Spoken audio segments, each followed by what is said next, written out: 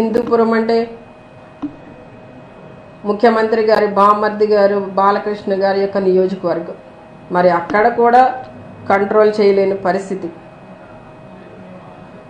7 ఏళ్ల చిన్నారి పైన లైంగిక దాడి చేసి నీటి డ్రమ్ములో ముంచి చంపేసి మరి ఉన్మాదిగా ఉన్నవాడు అంటే నిజంగా మరి అలాంటి సిచ్యుయేషన్లో ఆ బాలిక యొక్క మరి మృతదేహాన్ని చూసిన తల్లిదండ్రులు ఏ విధంగా రియాక్ట్ అవుతారన్నది మనం అర్థం చేసుకోవాలి. ఈ రోజున ఇంత భయంకరమైన సిచ్యుయేషన్స్ అన్నీ కూడా ఇంకా చాలా ఉన్నాయండి.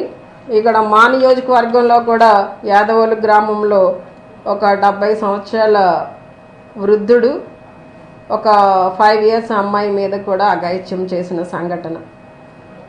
ఇలా రకరకాల కేసెస్ అన్నీ ఉన్నాయి. ఇవన్నీ కూడా మనం చెప్తూ పోతే చిట్టా చాలా ఉందండి.